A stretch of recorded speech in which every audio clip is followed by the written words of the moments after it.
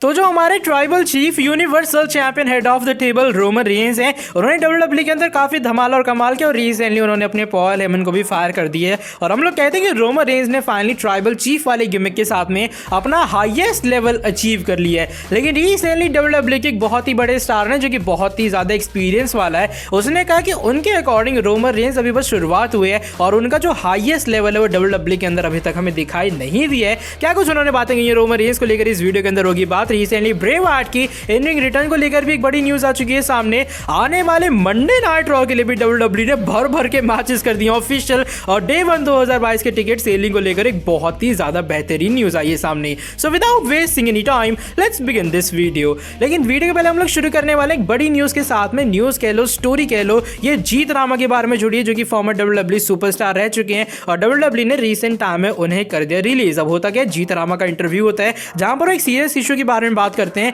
कि किस तरीके से डब्ल्यूडब्ल्यूई इंडियन सुपरस्टार्स को विलन की तरह हमें दिखाती हुई नजर आती है। देखो, आप सभी ने भी देखा होगा कि जितने इंडियन सुपरस्टार्स आते हैं डब्ल्यूडब्ल्यूई के अंदर उनको मोस्टली एज विलन ही पोर्ट्रे किया जाता है। डब्ल्यूडब्ल्यूई दिखाती कि हाँ भैया ये बंदा विलन है। इवन उन्होंने अपने होम टाउन यानी कि इंडिया के अंदर जब भी डब्ल्यूडब्ल्यूई आती है वहां पर भी चीयर नहीं मिलता है। अब ग्रेट खली का उस टाइम का सिनेरियो अलग था, अगर लेकिन मैं रीसेंट टाइम की बात करूं, जिंदर महाल हो गए, शैंकी हो गए, ये सभी के सभी हील सुपरस्टार हैं डब्ल्यूडब्ल्यूई के अंदर। अब यहाँ देखो, जीत रामा कहते हैं अपने इंटरव्यू के अंदर कि मैं ये नहीं कह रहा कि डब्ल्यूडब्ल्यूई को मेरे मुताबिक काम करना चाहिए, उन्हें मेरे हिसाब से चलना चाहिए या फिर मैं जैसे कह रहा हूँ वैसा बुक करना चाहिए। डब्ल्यूडब्ल्यूई अल्टीमेटली आखिरी में एक कंपनी है और जैसा उन्हें प्रॉफिट वाइज लगेगा वो चीजें वैसी करने वाली, नो मैटर वो बंदा कौन सी कंट्री का हो। लेकिन ये थोड़ा बहुत मेरे हिसाब से सीरियस इशू है कि डब्ल्यूडब्ल्यूई हमेशा इंडियन सुपरस्टार्स को विलन की तरह क्यों पोर्ट्रे करती है। क्यों नहीं वो बेबी फेस स्टार बन सकते, क्यों उन्हें हमेशा हील दिखाया जाता है डब्ल्यूडब्ल्यूई के अंदर। क्यों ना ऐसा किया जाए कि डब्ल्यूडब्ल्यूई एक इंडियन स्टार को एज बेबी फेस हमें बुक करती हुई नजर आए। साथ ही में बता दें कि इस तरीके से जब जिंदर महल इंडियन टूर के ऊपर आए थे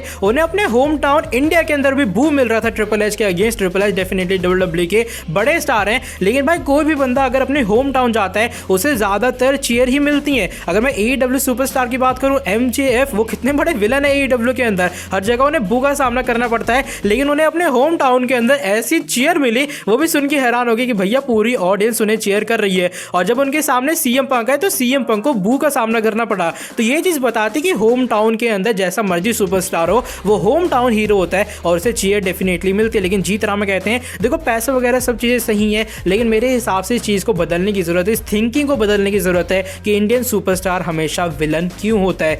अब मेरे हिसाब से सही बात है यार कहने की, अगर मैं थोड़ा बहुत देखूं ना पॉइंट ऑफ व्यू से, डब्ल्यूडब्ल्यूई को शायद एक आधे इंडियन सुपरस्टार को बुक करके देखना चाहिए इस बेबी फेस। हाँ मैं जानता हूं कि यूएसए वाले जल्दी एक्सेप्ट करते नहीं है, लेकिन मुस्तफा अली की अगर मैं बात करूं, मुस्तफा अली का जो फेस टर्न आपने देखा था पहले वो कमाल का था और फैंस ने उस चीज को एक्सेप्ट किया था। अब वो हील कैरेक्टर है, अब फैंस उसे पसंद नहीं कर रहे हैं। तो मेरे हिसाब से इन फ्यूचर कोई भी अगर न्यू इंडियन सुपरस्टार आता है, मेरे हिसाब से डब्ल्यूडब्ल्यूई को उसे एज बेबी फेस बुक करना चाहिए। और जीत रामा का यही मोटिव है कि इस वाले पूरे सिनेरियो को वो इंडिपेंडेंट रेसलिंग में और डब्ल्यूडब्ल्यूई के अंदर बदलने का इन फ्यूचर ट्राई करना चाहेंगे। इसको लेकर आपका क्या ओपिनियन है? मेरे हिसाब से एक सही में अच्छा टॉपिक था, क्यों ना ये वाली न्यूज कवर की जाए। अपना ओपिनियन आप लोग शेयर करना कमेंट सेक्शन में। जो नेक्स्ट अपडेट है वो ब्रे वाइट के बारे में जुड़ी है। अब ब्रे वाइट कब एक बार फिर से वापस आएंगे, जरूर इस चीज का जो रिटर्न का इंतजार हमें रहता है। लेकिन रिसेंटली डेन मेल्जर इसको लेकर कुछ बड़ी हमें न्यूज देते हुए नजर आते हैं और वो कहते हैं कि ब्रे वाइट को भी फिलहाल कोई भी जल्दी नहीं है कि वो रेसलिंग करने एक बार फिर से वापस आए। अभी फिलहाल जो हमारे ब्रे वाइट है उनका जो मेन फोकस है, जो मेन प्रोजेक्ट है वो ज्यादा से ज्यादा हॉलीवुड मूवीज करने का है, हॉलीवुड मूवीज में रोल करने का, ना कि उनका भी फिलहाल मेन मोटिव ये है कि जल्दी से जल्दी एक बार फिर से उन्हें वापस आना है। इसके काफी सारे रीजन है और मेन रीजन ये है कि अभी फिलहाल ब्रे वाइट के पास में पैसे की बिल्कुल भी कमती नहीं है। ऑलरेडी वो बहुत बड़े सुपरस्टार थे, उनके जो कॉन्ट्रैक्ट है वो भी 3-3, 4-4 मिलियन डॉलर के थे, तो पैसे की कमती भी फिलहाल ब्रे वाइट के पास बिल्कुल भी नहीं है। वो मेन रीजन है क्यों ब्रे वाइट जल्दी से जल्दी एक बार फिर से वापस आना नहीं चाहते हैं। उनके हिसाब से जब मूड हो गया तब वापस आएंगे, इतनी भी ज्यादा क्या जल्दी एक बार फिर से प्रोफेशनल रेसलिंग के अंदर एंटर होने की। तो ये अनफॉर्चुनेट थोड़ी न्यूज है कि जो लोग ब्रे वाइट का लंबे टाइम से इंतजार कर रहे थे उन्हें शायद जो इंतजार है वो और लंबे टाइम तक करना होगा। बाकी मैं जैसा बताता हूँ कि डेव मेल्जर की कभी कभी जो न्यूज है वो कुछ इस तरीके से होती है, जैसे तुम लोग सोचते कि तुम्हारी जो क्रश है तुम्हारी गर्लफ्रेंड बन जाएगी, घंटा ऐसा कुछ होता नहीं है। तो इसलिए डेव मेल्जर की न्यूज को मैं पता नहीं क्यों सीरियस लेता नहीं हूँ, लेकिन फिर भी शायद ब्रे वाइट आएंगे, लेकिन उनकी जो रिटर्न है उसके लिए हमें और लंबा इंतजार करना पड़ेगा। बाय द वे जो हमारी नेक्स्ट अपडेट है डब्ल्यूडब्ल्यूई के आने वाले मंडे नाइट रॉ के शो के बारे में जुड़ी है। जो डब्ल्यूडब्ल्यूई का आने वाला मंडे नाइट रॉ का शो होने वाला है वो डब्ल्यूडब्ल्यूई का एक बड़ा वाला एडिशन होगा। अब मैं ऐसा क्यों कह रहा हूँ, क्योंकि डब्ल्यूडब्ल्यूई ने एक नहीं, दो नहीं, तीन नहीं, चार नहीं, पांच नहीं, छह नहीं, बल्कि पता नहीं कितने सारे मैचेस और सेगमेंट्स कंफर्म कर दिए कि आने वाले मंडे नाइट रॉ के एपिसोड के अंदर हमें एक टैग टीम एक्शन देखने के लिए मिलेगा, जहां पर एजे स्टाइल्स और ओमास का मैच होगा और वो फेस करने वाले द मिस्टीरियस यानी कि रे मिस्टीरियो, डोमिनिक। और मेरे हिसाब से ये टैग टीम एक्शन काफी अच्छा होने वाला है। ऊपर से एजे स्टाइल्स और ओमास की जिस तरीके से सिचुएशन चल रही है, मुश्किल है ये दोनों जीत पाए। बियांका बिलेर और डूड ड्रॉप का भी होने वाला एक बार फिर से आमना सामना, और इस बार डब्ल्यूडब्ल्यूई ने कंडीशन ये रखी है कि हमें डेफिनेटली एक विनर मिलने वाला। जो काउंट आउट वगैरह चीज है, डूड ड्रॉप भाग जाती है, ऐसा वगैरह कुछ होने नहीं वाला। पर्टिकुलरली इस मैच के पर्टिकुलरली जो भी है, अंग्रेजी में थोड़ा हाथ तंग है इस मैच के अंदर। फिन बैलर और ऑस्टिन थ्योरी का जो मैच है वो भी डब्ल्यूडब्ल्यूई ने यहाँ पर अनाउंस कर दिया है। इन दोनों का फाइनली आमना सामना होगा और फाइनली फिन बैलर चटनी बना सकते हैं ऑस्टिन थ्योरी की, जो कि सेल्फी क्लिक करके रहते हैं, सेल्फी ले ली मैंने आज, और फिन बैलर मारेंगे इसके सर पे ताज। By the way miss TV को लेकर भी डब्ल्यूडब्ल्यूई ने एक बड़ी चीज अनाउंस कर दी, क्योंकि मिस टीवी के जो स्पेशल गेस्ट हैं वो होंगे एजे स्टाइल्स एंड ओमास, यानी कि मैच भी होगा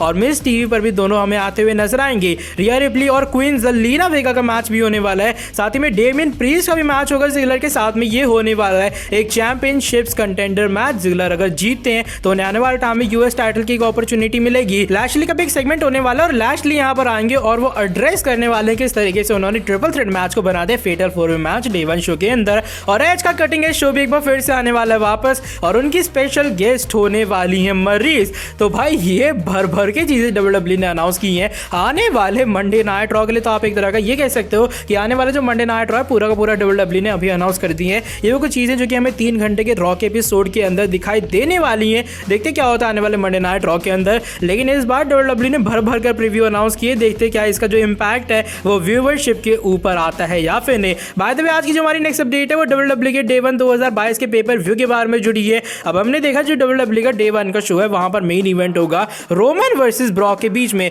और बताया जा रहा था जब से रोमन और ब्रॉक का मैच ऑफिशियल हुआ तब से जो टिकट सेलिंग है उसके अंदर काफी ज्यादा तगड़ा बूस्ट आया है। और रिसेंटली अपडेटेड स्टैट्स आ चुके हैं सामने किस तरीके से डे 1 2022 की जो टिकट सेलिंग है वो डब्ल्यूडब्ल्यूई कर रही है। और भाई सुनकर आपको शायद हैरानी हो सकती है, क्योंकि अचानक से जो टिकट की सेलिंग है वो पहुंच चुकी है 94% वेन्यू के सोल्ड आउट के आसपास तक। उसका स्क्रीनशॉट आप लोग देख पा रहे होगे। जो अवेलेबल टिकट्स हैं 593 सिर्फ बची हैं, यानी कि 600 के आसपास सिर्फ टिकट्स अवेलेबल रह गई हैं डे 1 शो के लिए। टोटल कैपेसिटी जो कि डब्ल्यूडब्ल्यूई ने यहाँ पर अनाउंस की है वो 9888 है। थोड़ा हिंदी में भी हाथ तंग है। जो टिकट डब्ल्यूडब्ल्यूई ने डिस्ट्रीब्यूट की है वो 9295, यानी कि 94% के आसपास जो वेन्यू है डब्ल्यूडब्ल्यूई ने अभी से सोल्ड आउट कर लिया है। तो भैया डे 1 शो के लिए अभी से 9300 जो टिकट्स हैं वो हो चुकी हैं बुक। और रिसेंटली जो एंगल आया हमने देखा उसके कारण मेरे हिसाब से डब्ल्यूडब्ल्यूई अगर टिकट्स और बढ़ाएगी तो वो भी काफी जल्दी सोल्ड आउट होने वाली। लेकिन हाँ, जो टिकट सेलिंग है उनमें कैड़ा वाला बूस्ट आया जब से डब्ल्यूडब्ल्यूई ने लेसनर और रोमन की स्टोरी का पूरा बिल्ड वगैरह वो दिखाया डे 1 शो के लिए।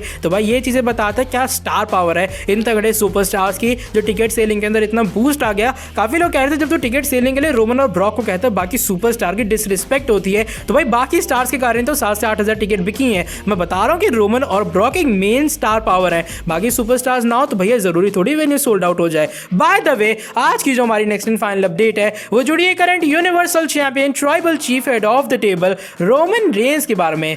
अब तो मैं बकबक करते थक गया। चलो bye the way final update हमारी ये है कि रिसेंटली डब्ल्यूडब्ल्यूई के future hall of famer R-Truth ने इस बात को कहा है कि उनके हिसाब से रोमन रेंस ने अभी तक डब्ल्यूडब्ल्यूई में अपना हाईएस्ट लेवल अचीव नहीं किया है। होता क्या R-Truth का इंटरव्यू होता है और R-Truth बताते हैं रिसेंट टाइम में रोमन की काफी तारीफें हुई हैं, और मैं भी कहना चाहूंगा उस इंसान ने काफी कमाल की है। वो एक रेड सॉस की तरह, एक हॉट सॉस की तरह है जो कि डब्ल्यूडब्ल्यूई के अंदर अभी फिलहाल कमाल कर रहा है, धमाल कर रहा है। अब काफी लोग ये भी कहते हैं कि रोमन रेंस ने फाइनली अपना हाईएस्ट लेवल अचीव कर लिया डब्ल्यूडब्ल्यूई में, लेकिन मेरे हिसाब से अभी तक हमने रोमन रेंस का जो पूरा पोटेंशियल है वो डब्ल्यूडब्ल्यूई के अंदर देखा नहीं है। एक केक होता है, उस केक के ऊपर हम लोग देखते हैं कुछ स्पार्कल्स वगैरह पड़े होते हैं। अभी फिलहाल जो रोमन रेंस का ट्राइबल चीफ वाला रन है वो सिर्फ उस केक के ऊपर का स्पार्कल है, हमने अभी तक केक को टेस्ट ही नहीं किया है। यानी कि जो रोमन रेंस का असली पोटेंशियल है वो अभी तक हमने देखा नहीं है। ये तो जस्ट उसका एक छोटा सा ट्रेलर, एक छोटी सी झलक है। R-Truth एक इंसिडेंट बता दे जहां पर वो रोमन रेंस से मिलने गए थे उनके घर के ऊपर, और जब वो गए तो रोमन रेंस वहां पर जिमिंग वगैरह कर रहे थे, और जब R-Truth वहां पर पहुंचे तो रोमन रेंस जिम करते टाइम पे एक अपने प्रोमो सेगमेंट के बारे में सोच रहे थे। और जब उनके दिमाग में आइडिया है, उन्होंने जो आइडिया वो R-Truth से डिस्कस किया कि भैया मैं जिमिंग कर रहा हूँ लेकिन मेरे दिमाग में आने वाले अपने शो को लेकर ये वाला सेगमेंट का आइडिया, ये सेगमेंट का जो आइडिया वो किस तरीके का है। तो R-Truth बताते हैं ऐसा कौन बंदा होगा जो कि जिमिंग करते टाइम भी अपने प्रोमोस के बारे में सोचेगा। तो रोमन के पास जो पोटेंशियल है वो बहुत ही ज्यादा है, ये जस्ट उसका छोटा सा ट्रेलर है। और आने वाले टाइम में जो रोमन रेंस है मेरी दुआ है कि वो और भी ज्यादा आगे बढ़े। और बस जो लोग कहते हैं ना कि रोमन ने हाईएस्ट लेवल अपना अचीव कर लिया है, तो ये हाईएस्ट लेवल अभी फिलहाल नहीं है रोमन रेंस का। तो क्या आपके हिसाब से R-Truth सही है क्या जो रोमन रेंस का ट्राइबल चीफ रन है वो जस्ट एक छोटा सा ट्रेलर है, एक्चुअल में क्या पोटेंशियल है हमारे ट्राइबल चीफ के पास में। अपना ओपिनियन आप लोग शेयर करना कमेंट सेक्शन में, और शायद मैं भी ये आर्ट्रूथ के इस पूरे पॉइंट से एग्री डेफिनेटली करता हूँ। बाय द वे, जैसा मैंने कहा आज की वाली वीडियो बस यहीं तक थी। वीडियो पसंद आई तो फटाफट से कर देना नीचे वीडियो को लाइक। आई नो मैं काफी बकबक करता हूँ, लेकिन फिर भी अगर वीडियो पसंद आई हो तो चैनल को सब्सक्राइब कर देना और बेल नोटिफिकेशन को ऑन कर देना। मिलता हूँ आपसे आके नेक्स्ट वीडियो के अंदर काफी ज्यादा जल्दी। Till then bye bye, take care.